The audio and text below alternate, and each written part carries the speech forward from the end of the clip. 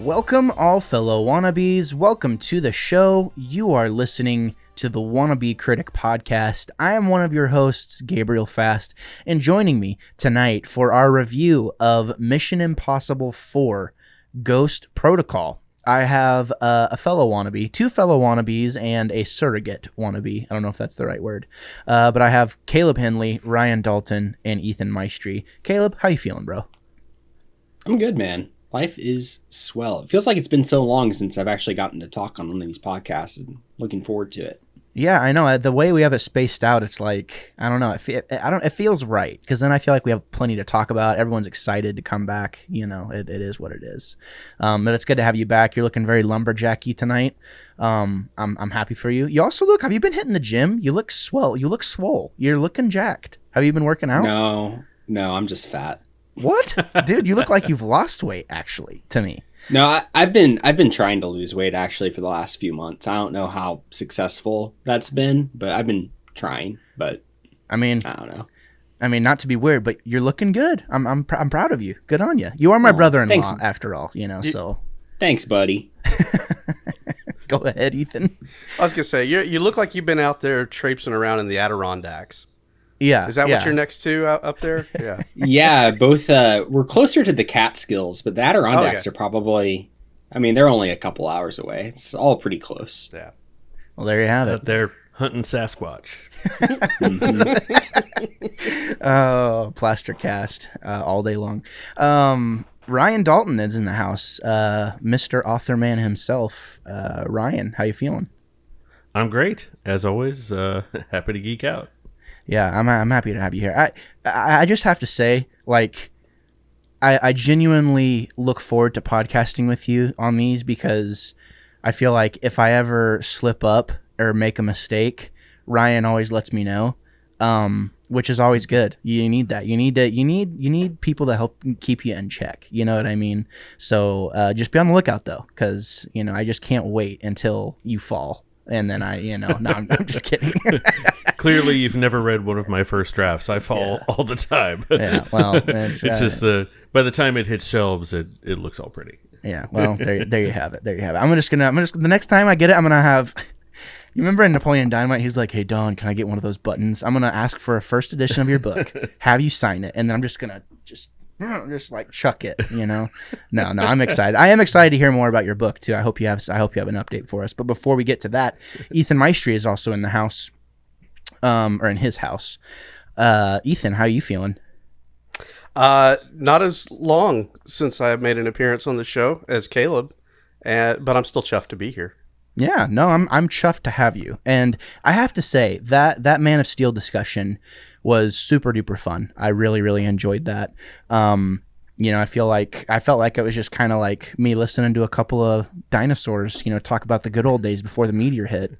And it was. You want to keep this train going. You're gonna have to back it off just a little bit on that. I mean, come on. I'm sorry. I'm drinking the champagne of beers, so I will admit I am over a certain age. At least it's not MGD. I mean, Miller Genuine Draft. I can't touch that anymore. Yeah. I'm sorry. Sorry. Go ahead. No, please, by all means. I was going to comment that episode, that was like a really good therapy session for me, because I got to like exercise all of my feelings about how that movie should have been done while acknowledging the things I enjoyed. It was like, that's been eating at me since 2013. Is like, oh, come on, man. It would have been so easy to make this so much better. So I was glad to be able to talk about it.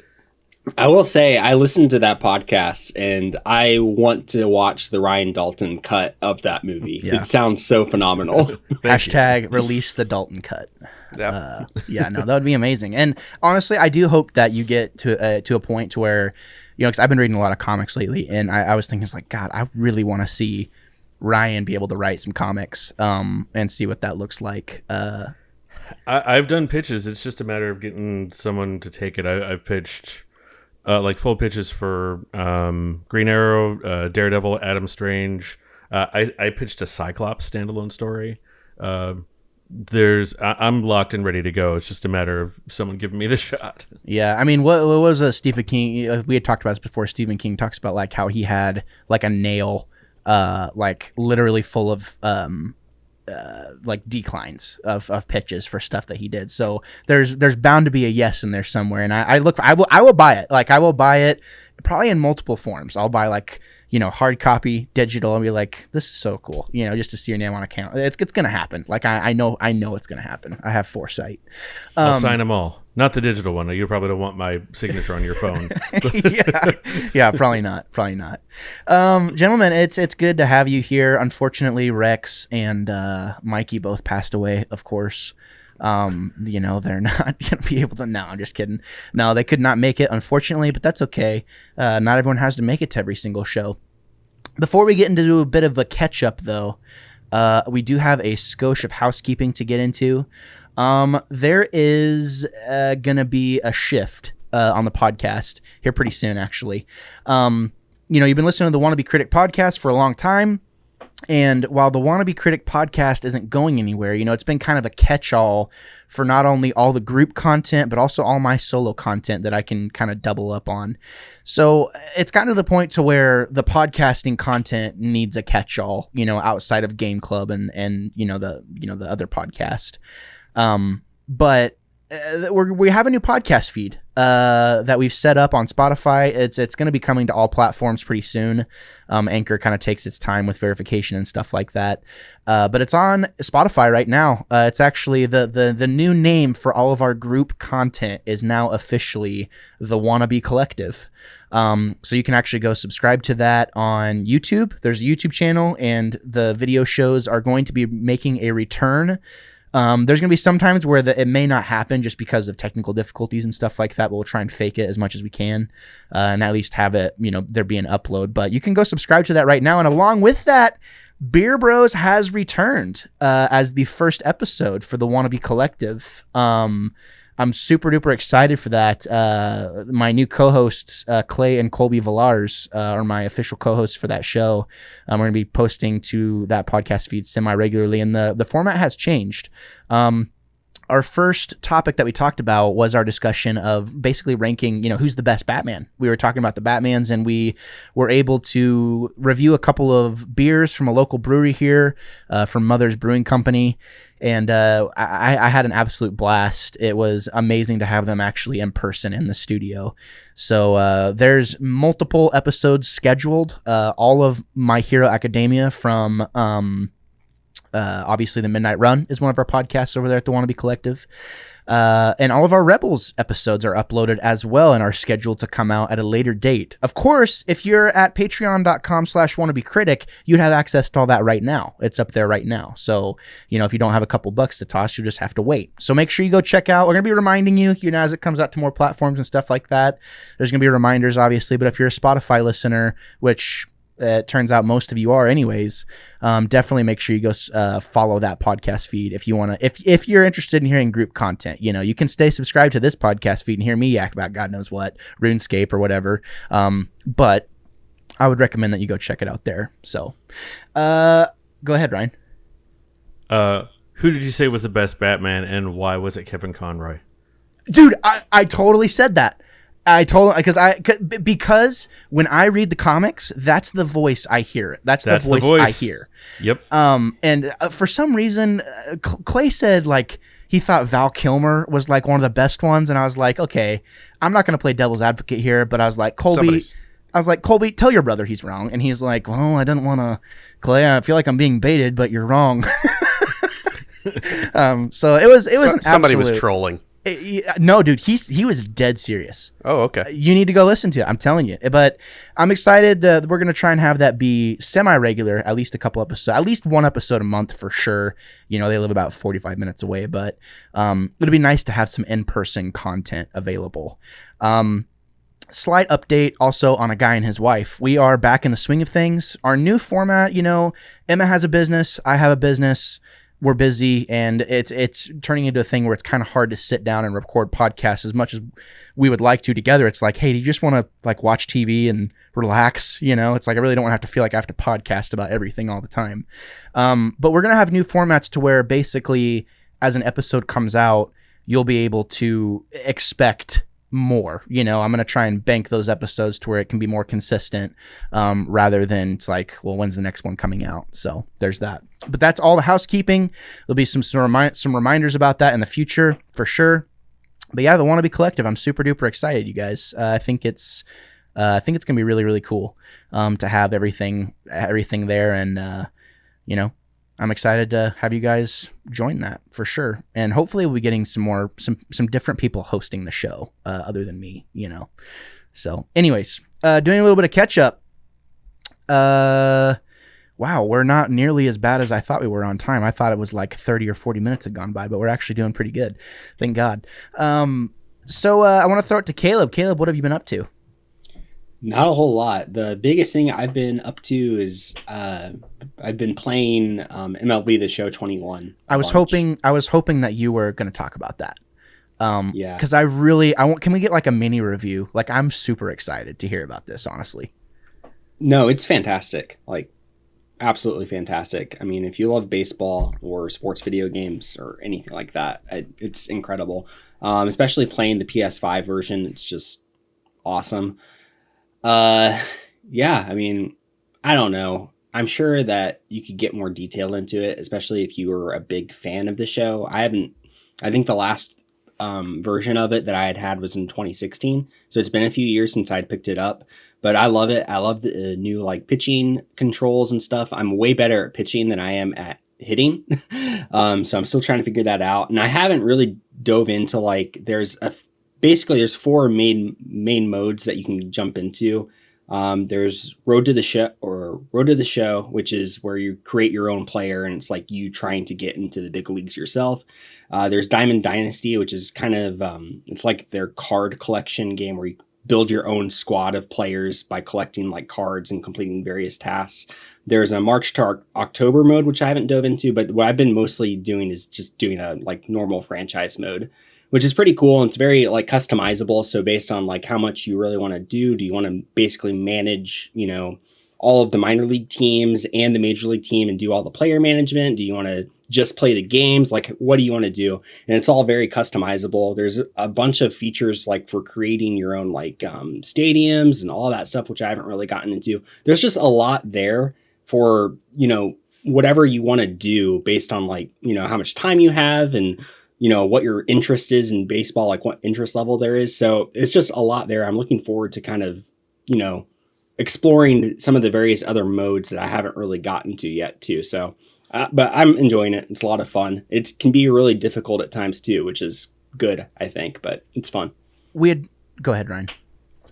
I was trying to think how I would make a game like that interesting to me, a not sportsy guy. And I thought if they put a secret mini game in there where after you built the team, you could slowly try to assassinate each player without getting discovered, I would so play that game. Oh my God. Reminds me of You've got 30 Blitz. minutes before the game starts. The whole team has to be dead by the time the game starts. Good luck. Yeah, and you can like it goes from being like MLB The Show to like, and then it turns into like a 16-bit game where you just call it MLB Red. Yeah, exactly. It would be like that mode in SimCity where after you build the city, you can bring in all the natural disasters and decimate the city. It'd be like that. You build your team and then assassinate that team. Not everything needs a god mode. No, I'm just kidding.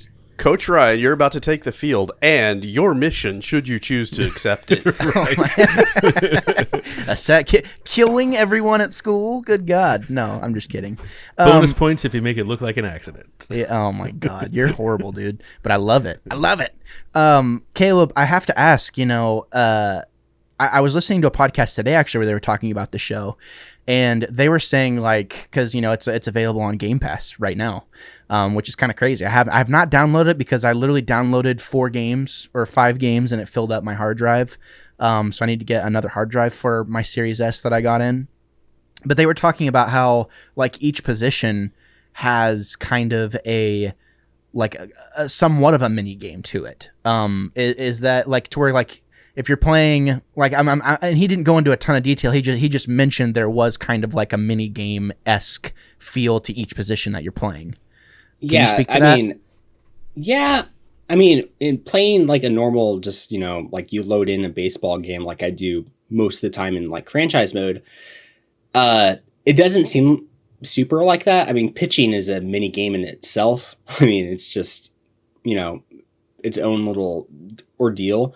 But I will say, I mean, I wonder, because if you're doing Road to the Show and you choose an individual position to play, I wonder what kind of the intricacies of that are. It's so detailed that, and I haven't even like scratched the surface of this game, and I've probably already put 20 or 30 hours into it, but I just don't feel like I've even scratched the surface of it. There's just so much there, which is really cool. And like I said, I think there's something there for just about anybody if you have any even like tiny or remote interest in baseball. If you don't, then like the ramble I went on before probably just sounds like a bunch of incoherent nonsense. But if you have any sort of like interest in baseball at all, it's fun. It's pretty cool. Well, and if you have Game Pass too, you need to try it. Yeah. On console, obviously, because why wouldn't you? I mean, it's free. If you have an Xbox and you don't have Game Pass, I don't understand you. As a person, fundamentally. Okay, cool. So lots of MLB The Show for Caleb. He's drinking Guinness tonight. There you have it. Ryan, what's been going on in Ryan's world? Man, just keeping on since we did our show last week. I mean, nothing super new to report. Yeah, I'm just doing my thing. Doing your thing. I'm boring this week. Yeah, no, that's fine. I mean, no one wants to hear about it anyway. I mean, I wasn't hoping that you had something new to share by any means, but whatever. No book updates yet. I'm still waiting on the final version of the cover and all of that stuff. But okay, that's all forthcoming. There you have it, ladies and gents. Ethan Maestri, what's new in your world? A lot. My DualShock controller came in. So nice. I plugged that in and started playing a little Uncharted 3. Is there Rumble? Yeah, a little bit. Okay. It's not like an actual PlayStation, like made by Sony. It is a knockoff. Gotcha. But it's made for PC. But Gotcha. it has the same, what do you call it? The same haptics or whatever for that a DualShock PS4 controller would have. Yeah. So it works, and I've been enjoying going through Uncharted 3. There are some elements of that game that reminded me of why I hated it, but it's minor, and we can talk about it in another show. But yeah, and that's going to happen. I mean, it will. If you're subscribed to Game Club, But so continue. I've been enjoying that, and then over the weekend, I got a package in that has changed my gaming life. Oh yes, my brother was kind enough to send me a Rift S. Oh, it was a present. Yeah.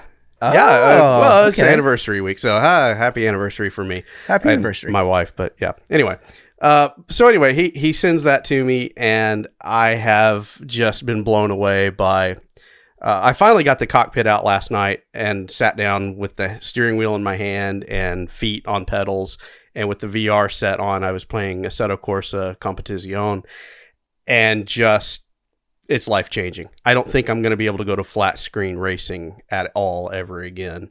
And yeah, I mean, and I've got a whole list of other games that have VR, like, what was it? I was looking at it. Oh, Squadrons. That's right. Squadrons is VR capable. I have not fired that up yet. I'm looking forward to doing that. But then, as I texted you the other night, I played Elite Dangerous, and I stood on the bridge, the flight deck of my Anaconda, and flew from Earth out to Saturn, and was just... I had tears in my eyes. It will be the closest I ever get to probably going into space. So, yeah, it's been an incredible experience. I've loved playing around with it, and I'll report on more as I experience more. Now, for me, because I was very gung-ho whenever I got my Oculus, right, my Quest. And okay. Yeah. For me, it was like very much the same thing. Like, we're not, I don't think we're quite there as being like VR being the thing. And, you tell someone about VR and all this other stuff about VR, and it's like, you can't explain it to anyone unless you've done it. Because it's in this really weird... I feel like there was this really weird time period, like with the N64, right, where it's like you can kind of surmise what they were kind of going for, right, and it's like, okay, yeah, we're not quite there, and a lot of those things now have kind of fully come to life, like with the Switch and like even current generation of gaming, and stuff like that, but. I feel like we're kind of in that like Nintendo 64 era, right now, where it's kind of like, okay, kind of see what you're going for. This works really good. My God, this does not work good. I'm missing this, and this, right? And I feel like we're in a really interesting place with VR right now to where, in the next 5, 6, 7, 8 years, it'll probably be a completely different story. Yeah, totally agree with you on that. There are some games... I don't know what your first experience with the Oculus was. You've got the little white room with the paddles, and you throw a paper airplane. I don't know if that's what your first introduction was. Yeah. Well, yeah. So there's a Quest version of the same thing, but yes. Yeah. So that was my first experience. But then there is this program that it pushes you into called First Contact, and you've got the little '80s robot that helps you pick things up and move things around and manipulate. And I got a really hard Ready Player One feel out of that. And I was like, okay, this I get. I mean, the tutorial introduction was like, yeah, this is cool, but where's the graphics? That really kind of showed me the potential of what they could do. Because even though it is cartoony, it is 3D and in front of you, and it feels like something you could reach out and touch and interact with, and you do. Racing games are where it's at, though, I feel like. Because you don't have to move around and be concerned with, hitting the wall next to you or something like that. If you have a cockpit and VR, you're just sitting in a vehicle. And it's really easy for them to translate that into a full immersive experience. What I caught myself doing initially was my equilibrium was a little bit off. But once I got used to that, I was into it. And as I'm going through hard cornering, I'm leaning over in my seat and shifting, and it just felt natural and it felt real. And I was just blown away by it. It's been a thoroughly enjoyable experience. I love hearing you geek out about that, because the tears in your eyes thing I know is not an exaggeration, because I had a very similar thing. I was like, I'm going to cry. Like, there's water coming out of my face right now. And I know Ryan has PSVR. Go ahead, Ryan. Yeah, I had the same thing when I played the Iron Man VR game. There were moments that I was like, this is almost more than my nerd heart can take. It's like the immersion was so cool, and there were parts where they made it feel so cool that I mean, I can't wait to see what else they come up with and how they keep pushing it. I think augmented reality will be interesting as well. I mean, like, imagine physically getting together with friends and like playing a game of, almost like playing Halo together, except you're all wearing AR goggles, and you look at someone and you've got a HUD there, and you get the same reticle and everything. And I think the future looks real interesting for that kind of stuff. Yeah, I did download yesterday and played with it a little bit. There is Ubisoft has Star Trek Bridge Crew as a game, and which up to 4 people can be in the same room on the bridge of a ship. And I've got a date with 3 other friends that some of them have VR, and we are going to helm. I'm going to be the engineer, apparently, which is cool. I like that. Nerd. Yeah. Well, I own it. I'm just kidding. So we're gonna ship out on some missions, and I'm really looking forward to seeing how that goes, because just the training exercises were intriguing. So yeah. Also, and I mean, just one thing: if you haven't played Super Hot, play Super Hot. So I have played Super Hot, and It's yes, such a blast. Yeah, you played it in that's VR, mind-bending. Ethan? Yes, I have played it in VR. Oh my God, I was It's like amazing. blown away. Yeah, like it is mind-bending. Yeah. Yeah. Not the time thing is cool, the motion thing is cool, and the point where I was like, all right, this is next level is where I was in one scene where I was in a kitchen, and as I was able to pick up a frying pan and block Throw it. bullets. Yeah. Block bullets first and then throw it. I was like, Yeah.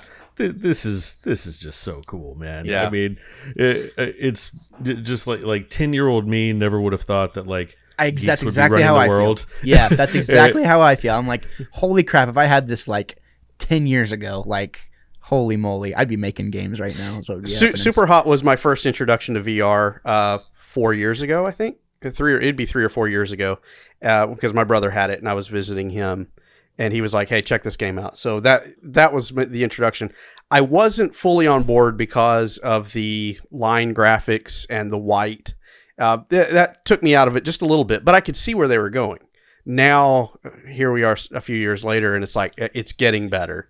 So, yeah, it's definitely something worth checking into if you've been on the fence about it. Well, they've been working on a lot of the VR stuff, right? Because 3 or 4 years ago, I'm like, this is a gimmick. This isn't going to take off. Like, you know, but here we are, right? And I like it so much where it's like, okay, I want an optimized experience on PS5 for VR. Like, I'm very tempted to buy a PSVR with the updated controllers and stuff like that to play my PlayStation games, because I have 300 games that have a lot, you know, a lot of them probably have VR support, you know what I mean? So it's like, okay, like basically that pays for itself in a lot of ways, you know. I mean, I can keep buying Quest games or do whatever, but yeah, I mean, call me bougie or whatever, but I mean, that makes some killer videos. All I gotta say, I'm like looking around, you know what I mean? Oh, go ahead, Ethan. Well, I was just gonna say one last thing. I did get in the mail. I got my reading for I'm going on vacation, and I'm looking forward to The Year of Lightning. Nice. A book by one Ryan Dalton. Nice. And, shiny cover and all. Shiny cover and all. Yeah, I got the real deal here. So yeah, I'm looking forward to going cover to cover on this. I've got 2 weeks of vacation coming up at the end of the month. I'm going to do that. And then, Ryan, I might send this off to you, have you sign it, and get it back. Happily. So there we are. That's what I've been up to. Can we please will this show where Ethan and Ryan just talk about God knows what, just those two, you know what I mean? Like, and then have that be its own thing, because I would listen to that. I mean, I want it, you know what I mean? So, on the next Old Guys, yeah. 4 hours of Mist, the walkthrough. Oh man, a whole walkthrough. Oh my God, you guys just open the show by like, welcome everyone, we're sorry. Oh my God. No. I think we could narrate it. I think we could narrate it and make it interesting. Maybe not. I would love to see like a modern day Twitch streamer try to turn playing Myst into something that would be pretty funny. That would be. Well, challenge accepted, it sounds like, for the old guys. Ethan, it's good to hear that you've been so busy you can kind of make up for the three of us. As I mentioned before, I did get an Xbox in the mail, and it was not sent to me by Xbox. I bought it, you know, finally. Really, really impressed with the Series S. Really, really, really solid machine across the board. It was nice to have access to all my games that I thought I'd have access to on PC that I didn't have access to. Also, there's this game that came out right last week called Returnal. It is for PS5. It's developed by Housemarque. They've developed a few arcade-ish type games, one being Resogun. Resogun was a PlayStation Plus game that you could have gotten, you know, way back when the PS4 launched. I gotta say, wow. Like, I'm super duper impressed by it. I plan on doing a couple of videos on it, you know, kind of talking about it. It is basically, you know, Groundhog Day in space. If you die, or basically if you've played Risk of Rain, you've basically played, you know, Returnal. But it's like Risk of Rain meets Metroid meets Alien, and I mean, and it just bleeds sci-fi at every inch of it, and it is so good.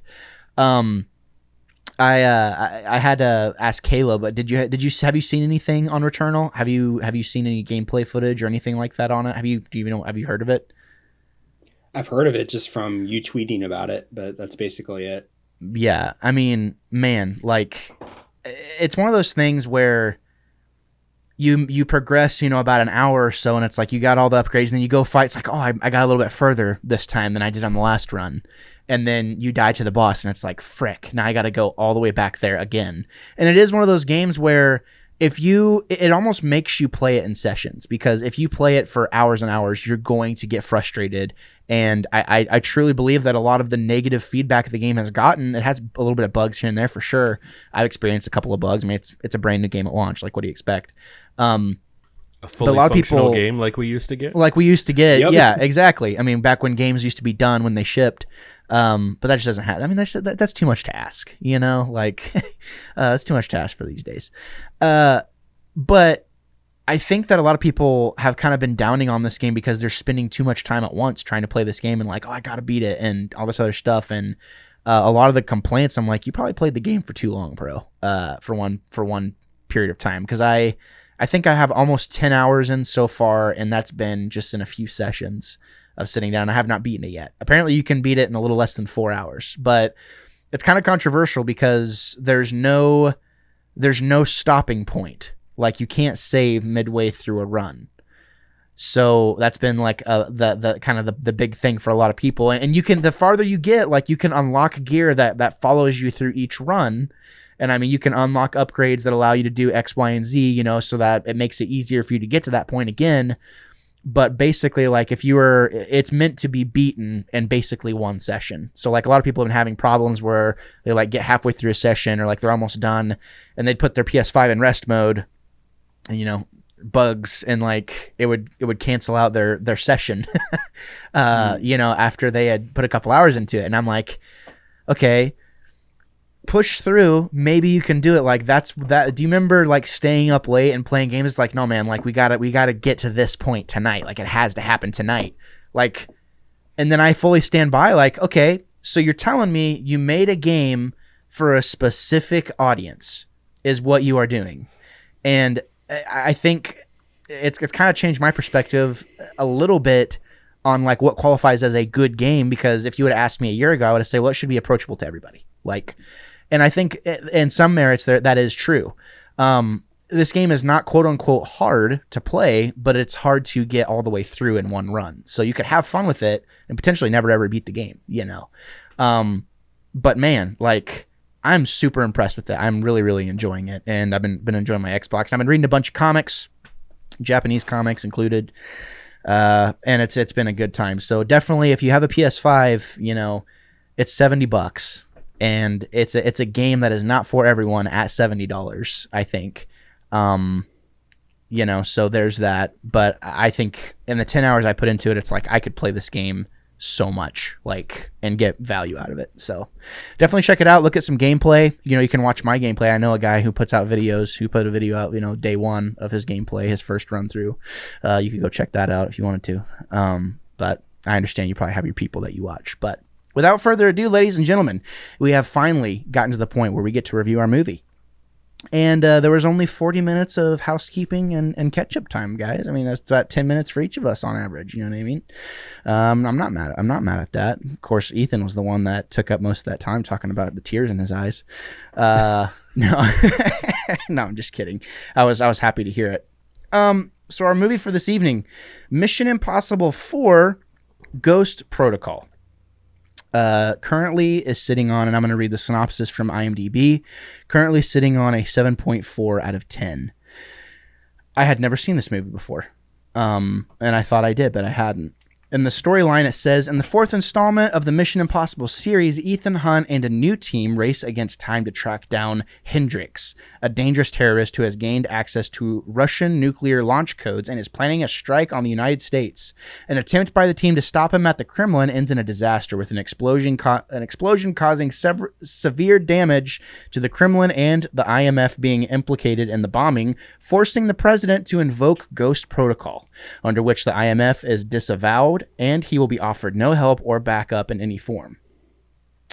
Undaunted, Ethan and his team chase Hendrix to Dubai and from there to Mumbai, but several spectacular action sequences later, they might still be too late to stop a disaster. Did I miss anything? That's the write-up from IMDb. Sounds pretty good. Written by Shrisa Bhatt. That's her name. Shrisa Bhatt. B-H-A-T. So in true wannabe fashion, before we get into our review, we have to go around the room, so to speak, and say, you know, from the get-go, that way we give people proper expectations, how we feel about this movie. Caleb, do you like this movie? I like it. Yeah, I like it. It's good. Yeah, it's good fun. This is the movie that got me interested once again in the Mission Impossible series after the first movie, and then the two after it that I barely paid attention to. Wow. Okay. I wish these are the times where I wish I like was more about decimal culture, because I think this movie is like perfectly fine. And if I have to definitively say yes or no, I like the movie, I'm going to say yes, but I really just think it's okay. And it's funny to hear Ethan saying that this was like one that got him back into it. So I'm interested to hear Ethan's review on it for sure. Yeah, I mean, kind of starting off the review, you know, can we just kind of go through the highs, you know, of what we appreciate the most about the movie, starting with Caleb? It has some incredible set pieces. It feels like it's almost ripped straight out of a certain video game franchise in the way that it's very set piece oriented and you're going from location to location with the team. But yeah, it's really hard to come up with like a negative for it. And I think that kind of works as a positive. It's just super solid all the way around. I don't know. That's all I'll say for now. Okay. Go ahead, Ryan. Yeah. It's probably the fluffiest of all of them so far as like, you know, it's a bit of marshmallow fluff, you know, and I don't say that as a criticism. It's just there's not a deep story there, but there's a lot of cool, fun spy stuff. There's cool gadgets.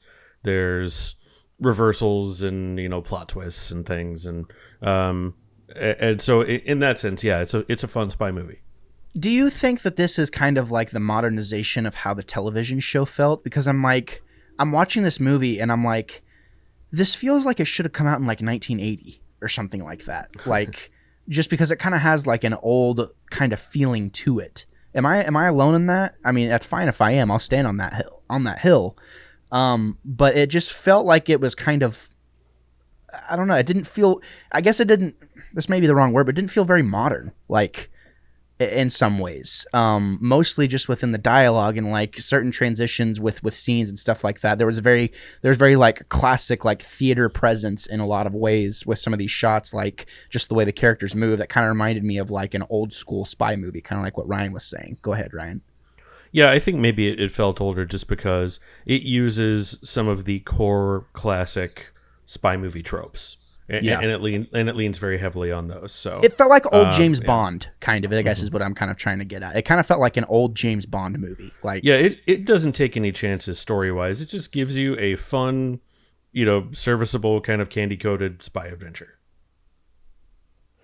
It feels like now would be a really good time to talk about the director of the movie and why it is the way that you guys are identifying and describing it right now. Brad Bird. Yes. Yeah, this was a great director. A great director. This was his first live action film that he was ever able to do.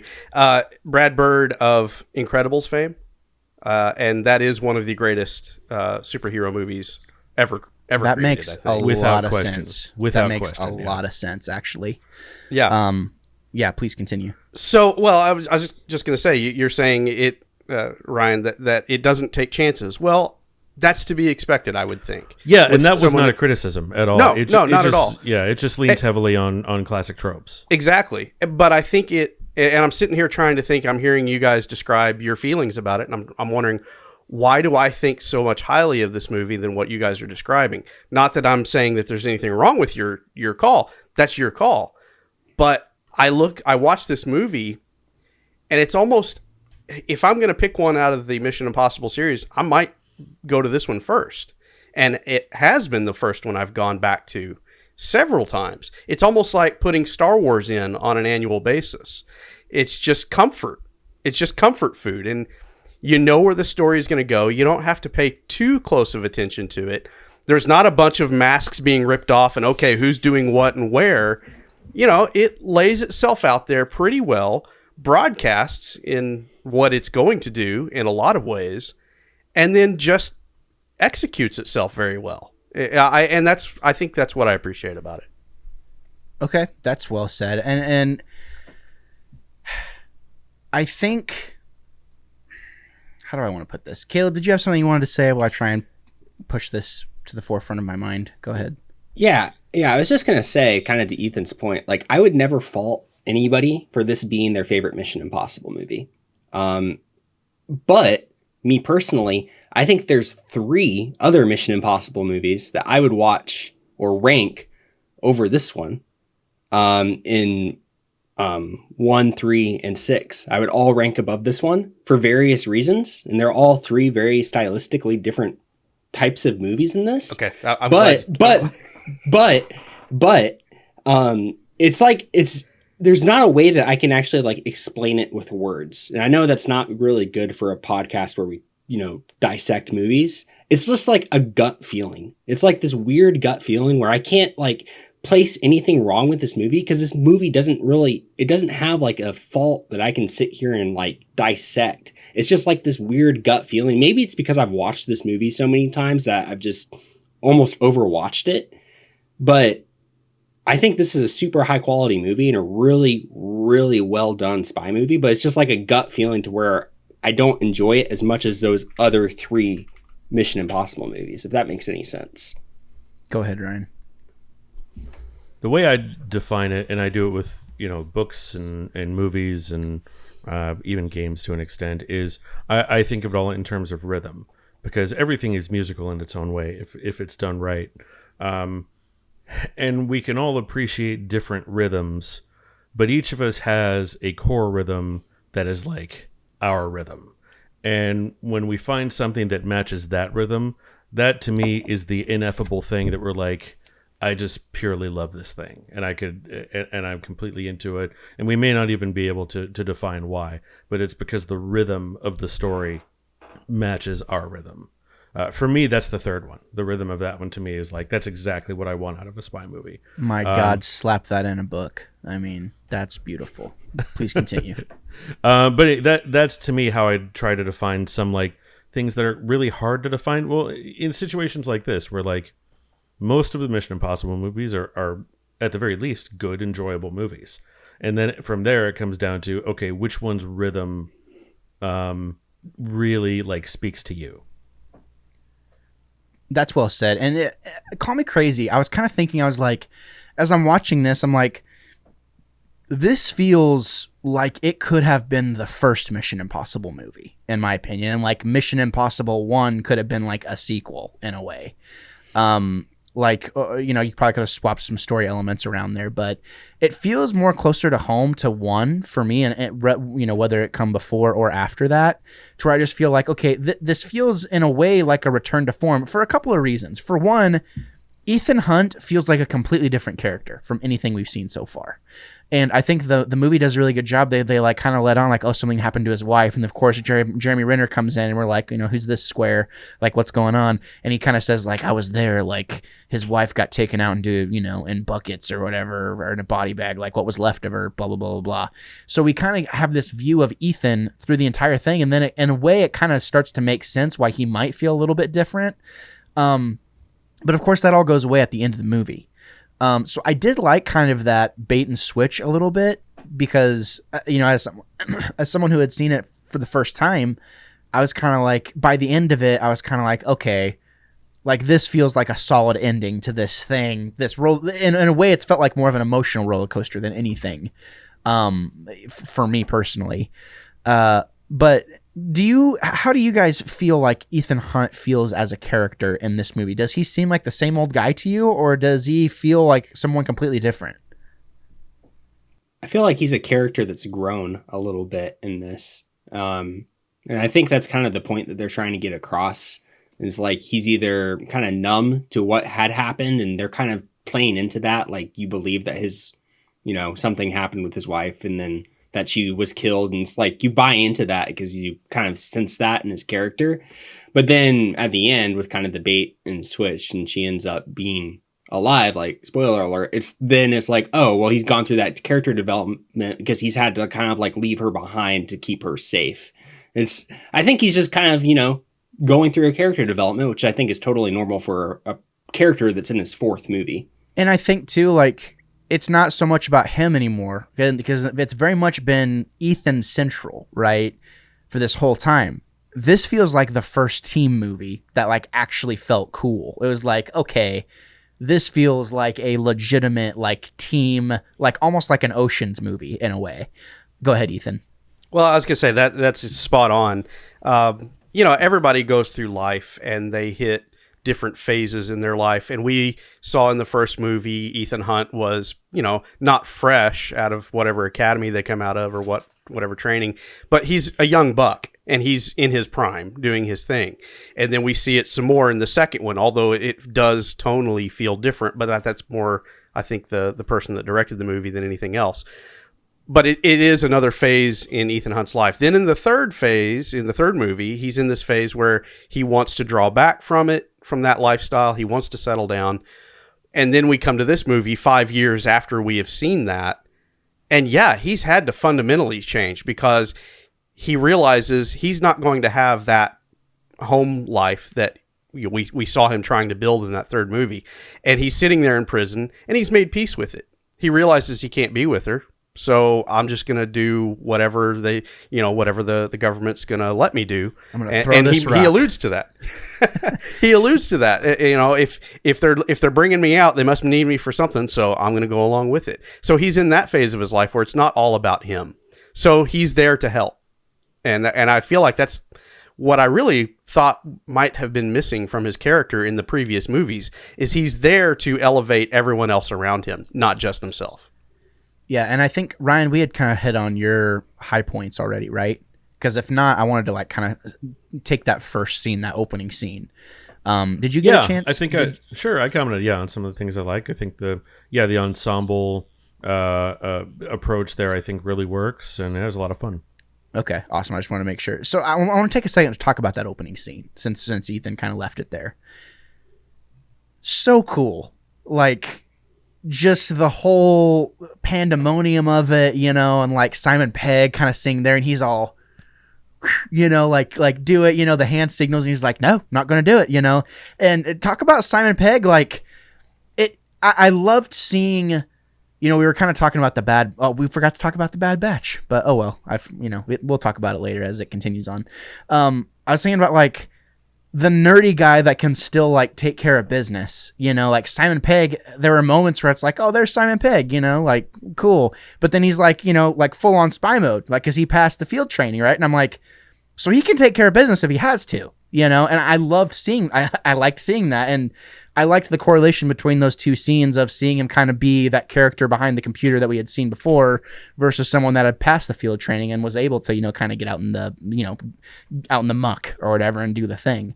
Anything in particular? Go ahead, Caleb. No, I was just going to say, there's two great prison break scenes that I can think of in recent movies. There's this one from this movie, and there's one from Furious 7 where Jason Statham and The Rock break out of prison together. Two wildly different prison break sequences, but also both very, very entertaining. And this one, it's incredibly entertaining. It's well done. I think Dean Martin in the background too. And I think that's one of the things that this movie does really well too, is I feel like the way that they kind of use sound in the score in this, and you have these areas of silence to kind of build tension, and then the music kind of adds to it too. It's really well done, more so than I think I've noticed in any other Mission Impossible movie up to this point.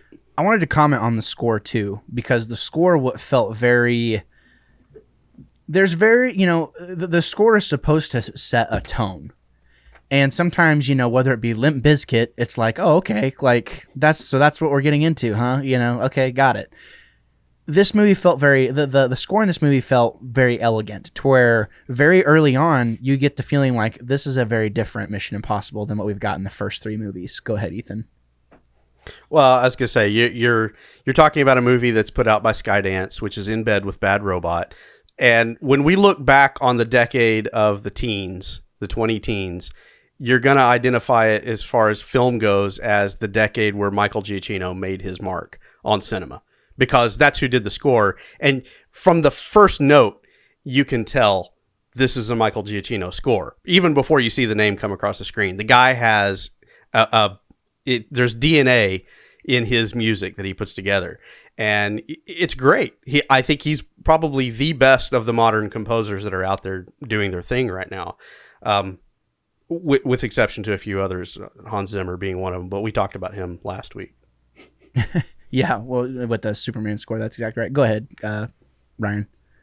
Yeah, it was interesting to me that he also was the composer for The Incredibles.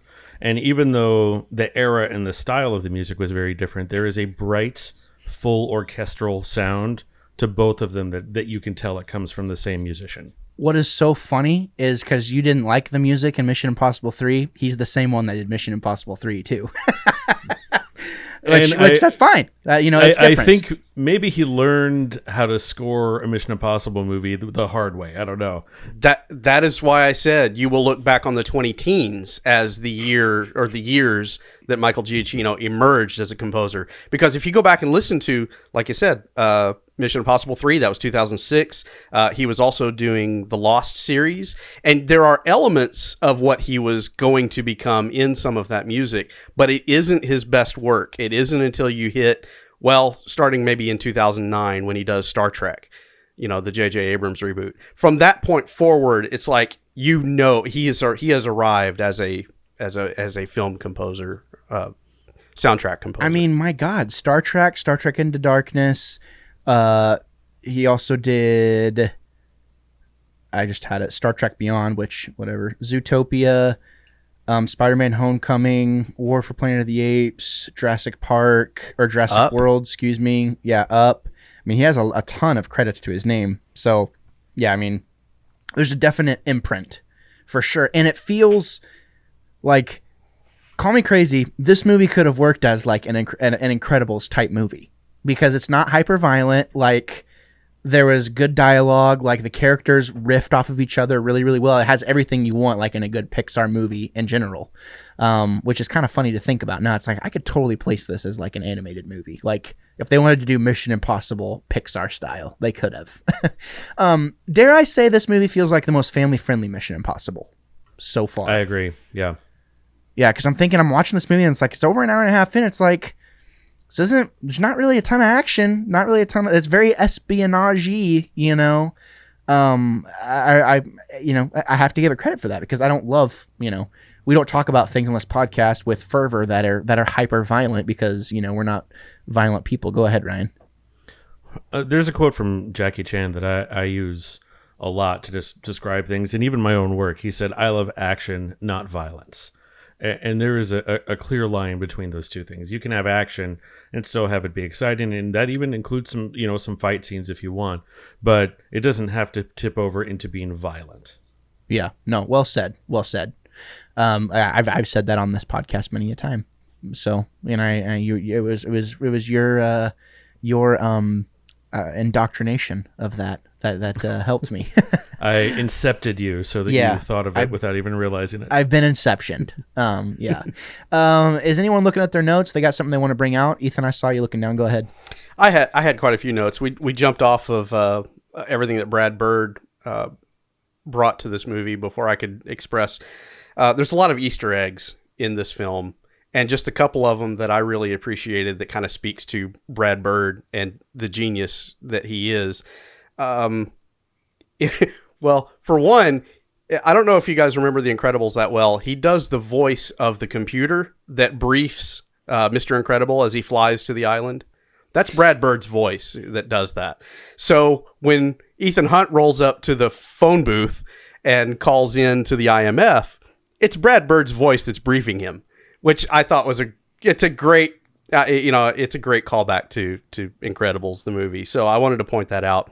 Also, the A113 that shows up on Hanaway's class ring when he gets it prepped to stick the guy in the when he puts his hand up on the door. So that A113 symbol on the class ring there is there because A113 is the name of Brad Bird's production company, which he named that production company that after the classroom, I believe, where he learned about art design or set design art design at Cal Arts. And so that was just something else that crossed over that he got to put in his live action film that I thought was really cool. Yeah, no, that is some fun facts, fun information. I have IMDb and there's a ton of fun facts, but I didn't prep myself because I'm not a professional. Caleb, were you trying to say something? No. Oh, you're just politely listening. That seems to be Caleb's like, I just don't have a ton to say, and that's fine. I have something I can say. Sorry. No, please. By all means, please. I mean, I don't know. Maybe it's a little off topic. But something. I mean, I know I mentioned it earlier. Something I like, but just about the set pieces in this movie. You have four kind of main. I guess you could call them set pieces or locations. You have the beginning. We kind of already mentioned like the prison scene. Then you have the scene at the Kremlin. You have the scene in Dubai on the big skyscraper and that, and then you have the scene in Mumbai and like the car park and all of that. And I feel like all four of those are so good, but for like varying different reasons, and they all have different feels to them, but they're all like kind of just equally solid, if that makes any sense. And they all kind of flow together really well. And it's not like there's nothing in between each of those scenes too. There's like little action and comedy between each one of those four major like kind of scenes or set pieces or whatever. And they all, I don't know, it just really works well. And it keeps the pace like, I don't know. It's really good pacing, I guess is what I mean to say. But I don't know. I just really appreciate that about this movie. And they're all memorable in a way too, which is cool. Yeah, I can piggyback off that. That I love that same aspect of it, Caleb. Particularly the Burj Khalifa. That is just a fantastic sequence. And that is the sequence that kind of got me back into it, because Mission Impossible always does this thing of setting you up with, all right, here's the impossible mission that we're going to do. And now we're either going to explain how we're going to do it, or we're just going to go ahead and do it and show it. And this one was the one that really kind of made me sit up and pay attention to it, because it was definitely, I don't have a fear of heights, but it was triggering that in me just watching those scenes where he has to break in to the server room, and then everything, the sequence of are they going to recognize them or not? You know, it's very tense and it plays out very well. But what you identified there about the major set pieces and then how do we link the movie between them, that is what they do in Bond films. You know, the Bond film has 3 or 4 set piece locations where they're going to do the story and the action. And then to varying degrees, they link those scenes together. And some Bond movies do it well and others don't do it so well. This one, I feel like, does it, while yes, you could identify it as being safe and maybe not as action-packed, it's still, I feel like, done very well so that the audience goes from A to B to C to D and they don't get lost along the way. And that hasn't always been the case, even in some of the previous Mission Impossible movies. So yeah, I feel like, yeah, I definitely agree with you. It does this very well. It does really good opportunities. Really quick, Ryan. It takes good opportunities to build relationships with the characters too. I don't know if anyone already said that, but it keeps it going to where there's not really a need for action, because then the action scenes become more memorable, because there's only a handful in this movie, and then it's like, oh yeah, then that thing happens, and then yada yada yada happens.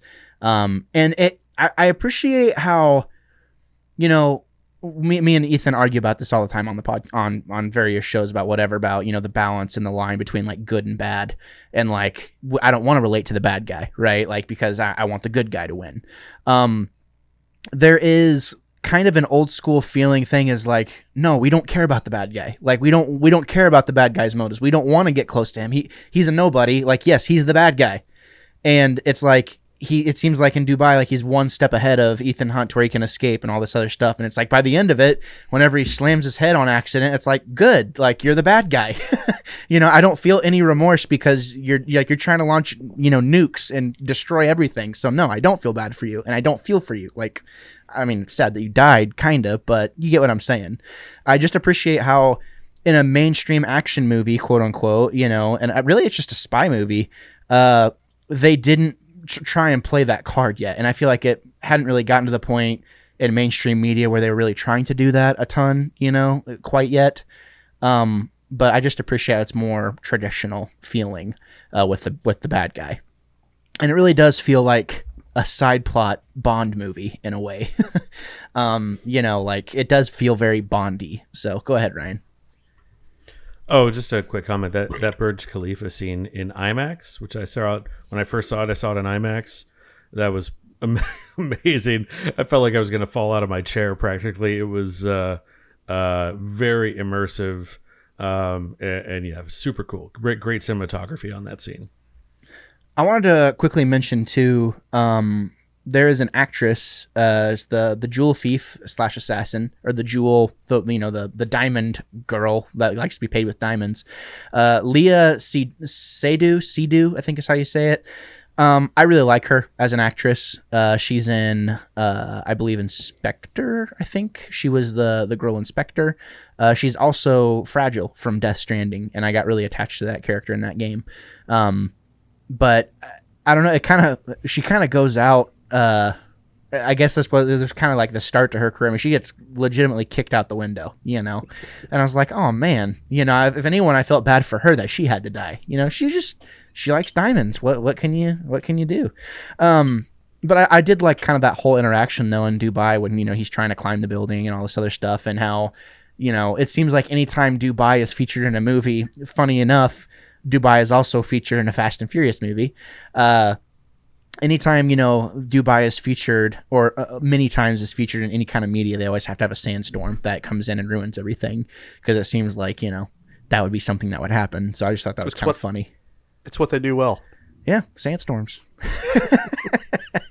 Besides building really tall buildings. Yeah, which is so cool. I think that's just so cool. But that was just a side point. We've been praising this movie for, upwards of almost half an hour. Is there anything negative? Caleb said that he had 0 solids. So we'll go ahead and start with Caleb, and then Ryan, you can just follow right after him. It's funny. I'd said earlier there's kind of this gut feeling that made me place it like on a bit lower than others. And I think it's because of the bad guy. Like, I didn't realize it until Gabe kind of said it in a way, but maybe it's just because he's just not as compelling of a villain, and don't have as much of a relationship with him. He's just kind of this vague character, that wants to, nuke the world, and you get like kind of like the only real interaction you kind of get with him is either at the end, or him pulling off that mask in Dubai, or like the video of him at that like conference where he's talking to like, room full of people. But yeah, it's not Philip Seymour Hoffman in Mission Impossible 3. It's just such a kind of drastic step down. And I guess, that's fine. But maybe that's just kind of the thing that puts us on a little bit of a different tier. Well, I was going to speak to that. You're absolutely right, Caleb. This is not what was Philip Seymour Hoffman's character name? This is not this. Yeah. This is not the same thing. And I listened to you guys talk about it and hardly agree. He's probably in the top 5 of greatest villains that have been portrayed on film, I would think. So you're not going to get the same thing here. And to Brad Bird's credit, he doesn't try to do it. That villain is very much, and I forgot to bring this up. He actually is responsible for giving us Sideshow Bob in The Simpsons. Brad Bird is. So this is very much sideshow villain. And the real villain in this is the fact that the IMF has been disavowed. That's the big thing that is on everybody's mind, and that they're having to cope with. And now how do we do this thing in which we're able to save the world without the backup that we've gotten used to having there? That is the thing that is hanging over everybody's heads. And if you could almost say that's the villain. That is the negative situation that they're up against. And if you view it that way, it doesn't bother me that the main villain is not that big of a deal. If I could just counter that point, with these Mission Impossible movies, I don't feel like this is the first time, and it won't be the last time that the IMF team is by themselves and doesn't have any support. So that's the thing. It's not like that's technically a new concept to us as like Mission Impossible fans. And I agree. Like, I don't think that, the villain necessarily detracts from this movie, but it doesn't add anything to this movie either. It's like a stable neutral. And maybe that's kind of super nitpicky on my end, but that's what we do here is nitpick. He's trying to nuke San Francisco. Neutral? No. I'm just, what I mean by that is just like when it comes to like compelling on the screen, like he's just like, he's there, but it could be anybody. Like it could be, somebody else that's nuking San Francisco. There's just nothing about him as a, conveying this sense of like maniacal dread that like makes him stand out. You know, it could just be any guy off the street that wants to just nuke San Francisco. It just doesn't stand out. But again, I'm nitpicking. Yeah. No, but I agree with Caleb too, and it's in the same vein of how I appreciate how they didn't really go that route, because I feel like it'd be so there was a time, or there's a time now even, where they're trying to like humanize these villains to get you to sympathize with them, and I just appreciate that, you know. And they even tried to do that with, I don't know, like they didn't really try and do that with Davian, but they kind of tried to do that with the bad guy from Mission Impossible 2. And they kind of tried to do that with Mission Impossible 1 a little bit. But yeah, go ahead, Ethan. You were about to say something? Oh, Ryan, my bad. My B. Yeah, as a character, he's essentially a MacGuffin. He's kind of there because the plot needs him to be there. He is not the worst character. The worst character is Paula Patton's character. My God, thank you. As a spy, almost destroys the world with how incompetent she is. She is the worst, and I can't believe no one in the movie points at her and says, you almost got San Francisco nuked, or was it LA? You almost got some city nuked. She causes them to almost fail the mission multiple times because she's bad at her job. And I can't believe the movie itself did not stop to say, she sucks, right? I know. Yeah, dude, I'm going to piggyback off of you. I was like, from the very beginning, whenever her and her romance with Sawyer from Lost, I was like, I don't like you at all, actually. You know, and that took me a minute to recognize him as being Sawyer, but I was kind of excited at first, and I was like, oh, nope, he got shot multiple times through the chest. Go ahead, Ryan. Yeah, kind of a funny moment there. It was like, hey, it's Sawyer from And He's Dead. Yeah, I was like, hey, wait a minute. And then it's like, this is what we have? What happened to Maggie Q, Maggie Wu, whatever her name is? I mean, she was awesome. I guess she got too big for Mission Impossible at that point. I guess 5 years has passed. She could have died in the field, you know, so you never know. Anything else, Ryan? That was my main complaint of the movie. I would just I would like clutch my temples whenever she would do something, and I'm like, are you a double agent? Because you are actively undermining everyone else's progress. If it wasn't for her, they would have easily had enough time to shut down that nuke before it was ever a danger to anybody. She is the reason why it was down to the last second. So you're just not a fan of her like seduction techniques. Do you mean her almost chasing him off multiple times? I was going to say, what technique? Yeah, and I mean, literally, she was supposed to be this femme fatale who can't stand being flirted with. You might as well get Ronda Rousey in there to do the dead job. See, I will say this to that fact: is she mid part of the movie? Well, there during the Burj Khalifa, you are seeing what she's going through. And the movie doesn't hide the fact that she's making mistakes because she is emotionally compromised. She is affected in a way that most IMF agents aren't. And yeah, that really does mean she should be taken out of the field. She should not be there because she is compromised. But the IMF doesn't exist, and it's, last man standing, basically, at this point, or whoever's left standing. And so she's there. Her heart's in the right place.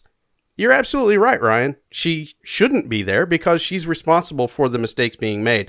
But there's, Ethan's not that person to just cut anyone out just because he thinks, I'm not going to trust you.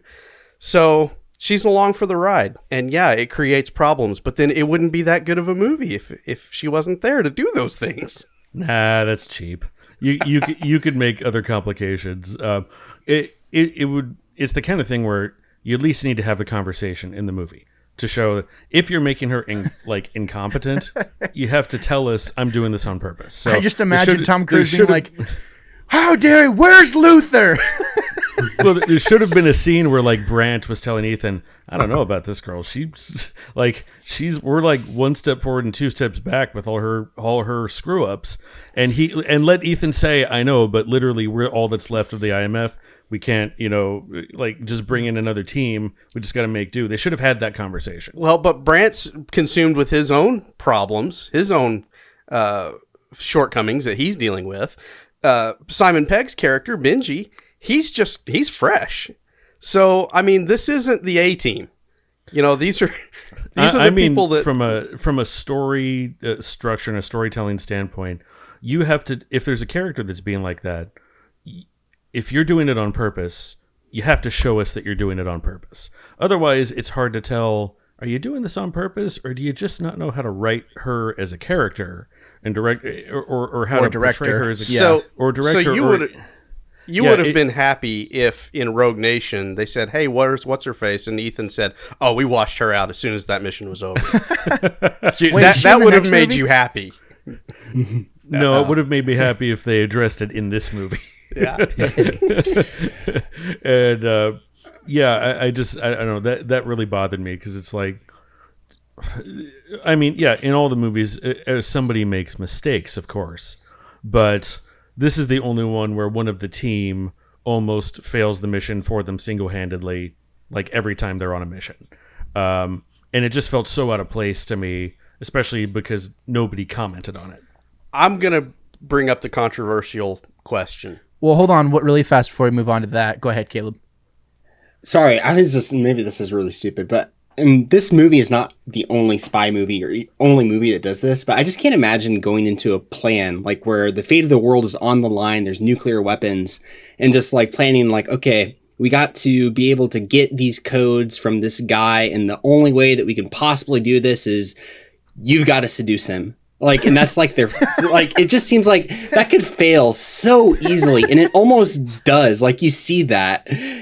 But so many movies do that over, and it's such like a spy movie trope of like this girl has to seduce this guy to, in order for their plan to succeed. It's just like that, just so like that would fail so easily. Literally, and it's just funny. Swap Leah Seydoux with what's her name, Paula Patton. Swap those two characters, please. Like, I want that would have been way better. I'm just saying, probably would have been. I mean, especially Leah Seydoux, she would have fallen into that role way better. Would have made more sense, But go ahead. Whose turn was it? I'm sorry, I lost track. Go ahead, Ethan. Well, I was going to say, and my question rolls into Caleb's comment just a little bit. Is this a vestige of that old school spy storytelling where the woman takes that role? She has to be the vixen. And also, by giving her a pass at the end and allowing her to continue with the IMF, is this kind of I don't know how to phrase it exactly. Is this a #MeToo movement type scenario in which they figure out a way to give the girl the pass? Do you think that's probably what was taking place here, maybe? Or is it just bad storytelling? I think I know Ryan's answer, but... Well, yeah, I feel like if that was the case, you could have just structured that scene completely differently. You wouldn't have had to put any kind of seduction subplot in at all, if that's what you were going for. I mean, yeah, I have a hard time guessing what exactly the intent was with how they were portraying her character, whether they're just wanting to show that she's so out of sorts because she's grief-stricken, or that's probably it.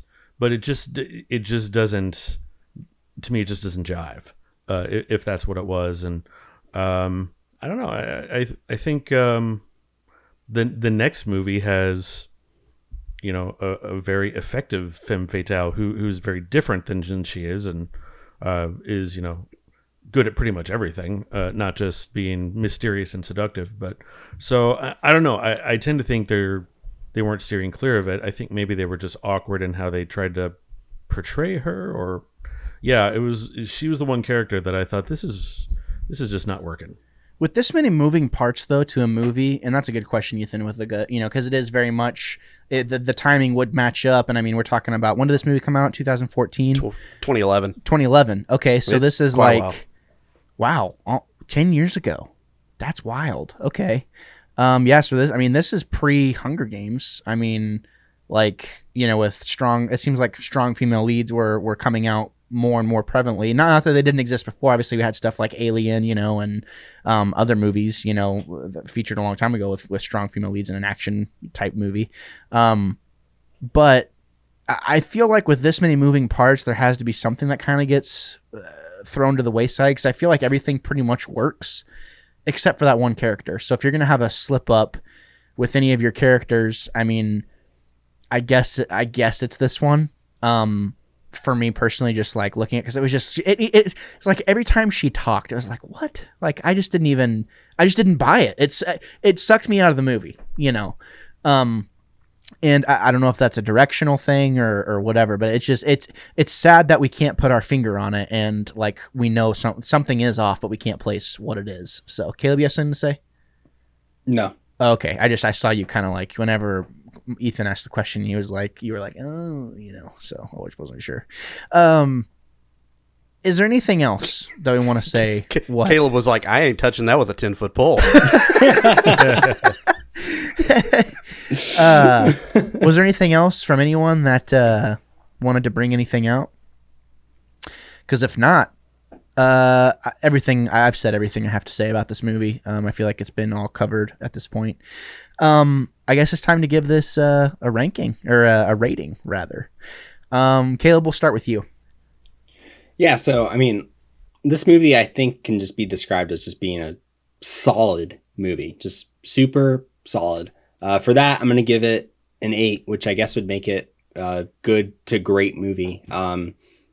But I mean, is it perfect? No, obviously. And there are little detracts. And it's just, again, it kind of comes down to that gut feeling that I have that might just be coming from having overwatched it.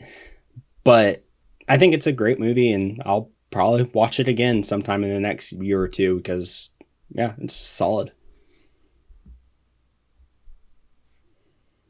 Yeah, it's good fun. The rating I'm going to give it may seem low, but it's because there's 3 other Mission Impossibles that I rank higher. Even though this is perfectly fun and a good time, I would give it a 7.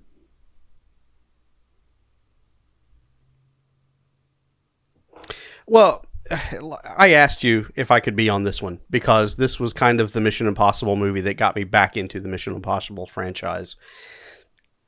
Ryan is absolutely right. You have to rate this not as the movie by itself, but in the context of the other movies that came before. And knowing what ratings I would give like the first one or like Rogue Nation, I would say without a doubt you can very easily argue that those are better movies. And even 3. Yeah, I mean, while 3 is not my favorite, it is in my top 3. Ghost Protocol doesn't necessarily make my top 3, I don't think, if I'm gun to my head making a list. So I think a 7 out of 10 is very fair. And that's exactly what I was going to rate it too. Now, if this were a show that wasn't, run by, Podcast Hitler, Gabe Fast, and allowed for decimals, I would be inclined to throw a decimal out there, but I can't, so I won't. So I'm going to settle on 7 out of 10. Hey, I will say that if it weren't for the no decibel rule, this would probably be a 7.5, and it would probably be a 7.5 for everybody on this podcast if it weren't for Gabe's decimal point rule. Way to bring the room down, Gabe. In your guys' face. I think, it kind of evens out because Caleb gave it an 8, Ryan gave it a 7, Ethan gave it a 7. In my heart of hearts, I want to give it a 7 across the board because, and that comes from a personal standpoint as well as a trying to look at things objectively, right? Like, how is the general audience going to view this movie, especially in what kind of movies are being released, around that time period. And even now, like, how does it hold up today? I think kind of factors. And if someone was 8 years old whenever it came out and they didn't understand it and they watch it 10 years later now at this point, how are they going to look at it? How's a person that was 10 years younger, right? And how are we looking at it now? Just all these questions kind of come into mind to where I feel like 7 is a just across the board good. Like, it's a good movie. It is a good movie. And yeah, I mean, if there was, I had a revelation about the decimals, and I was like, it's not going to happen. But I mean, I think it would bring our average down to about a 7.5 across the board, since Caleb gave it an 8. So there you have it, ladies and gentlemen, from the Wannabes this week. If you like Mission Impossible Ghost Protocol, and we have been so off base, we would, you as the listener would be remiss to not message me or anyone here about our takes on Twitter or whatever. You can email us also at thewannabecollective@gmail.com is our new email address, where you can write into the show, let us know how we're doing. We are going to need your support, though, whenever we make the transition. It's worth saying that you can go subscribe to that podcast feed now, and there will be content coming out on it, but we are actually not going to move the weekly show until it's out on all available platforms, and we're also not going to move it until we're done with Mission Impossible.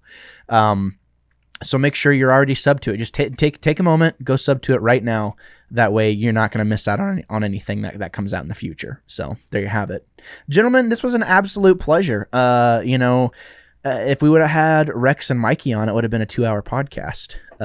Because Rex would have been, I don't know, I should have had them write in their thoughts, about how they felt, but I just didn't care to ask. So there you have it. I guess I'm a bad host.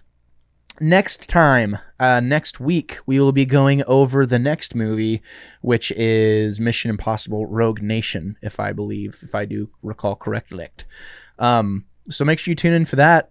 It'll be a fun time. It's always fun time here on the the Wannabe Critic podcast. So, gentlemen, where can people find you? Caleb, at ChiefNNY18 on Twitter. Okay, and then Ryan. At Ryan Dalton on Twitter, Ryan Dalton on Instagram, and your favorite booksellers. I always love it when he says that. And then Ethan Maestri, can people find you?